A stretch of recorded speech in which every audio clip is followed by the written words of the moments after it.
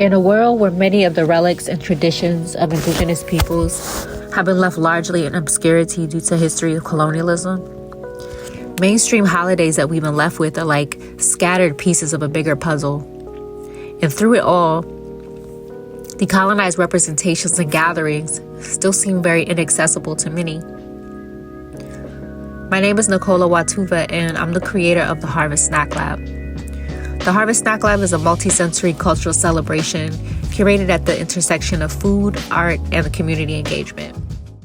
Such a blessing to be here, to be able to sow into all the good things that are happening, to be able to clean and receive, and to be able to get in touch with nature.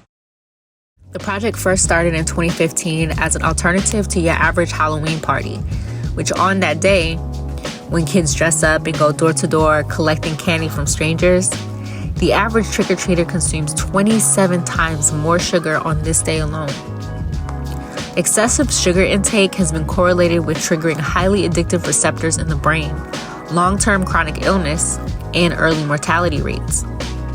I was also tired of having to exclude my son from full participation in festivities. So we decided to create our own event, to curate a custom, incorporating elements of the season, honoring our ancestors, working with seasonal foods, and taking the trick out of the treat with a snack lab, featuring food art stations to make art using nature's candy. And we adorned ourselves with floral crowns using the last of the season's harvest. So it started as a small community event.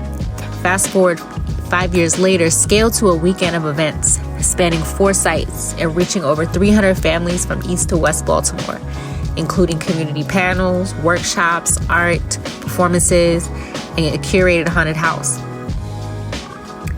Baltimore has a vibrant and bustling arts community, so I also saw the Harvest Snack Lab as an opportunity to pay artists to share their gifts and crafts with the community. Healers of sound, rhythm, as well as sensory, visual, and performance artists were integral to the unique experience of each site.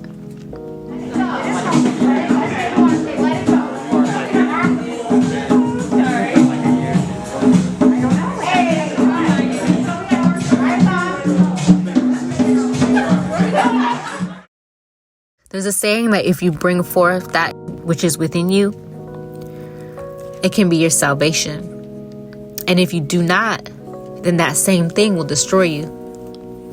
Taking initiative to build platforms and engage in tradition with intention and awareness, I believe is an important piece in healing the generational trajectory and how we pass things on by transmuting what we've inherited, not putting bandages over historical wounds like the origin of Thanksgiving in the U.S. or the Day of Reconciliation in South Africa, but through bringing out that which is within us, youth expression, engagement, through our own creative capacity as well as that within our community, can we bring our full selves into the future and not compromise the truth.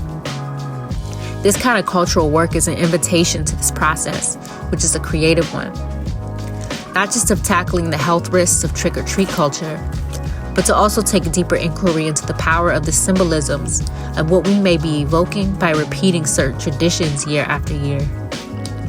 In a time of so much change, upheaval, and renewal, what a great time to release that which is no longer serving us. So in this generation and beyond, as custodians of culture, art, and as legacy builders, it's imperative that we recognize our ability to not only engage with, but to create our own customs and traditions that don't just serve us, but that respect our dignity and history as melanated people.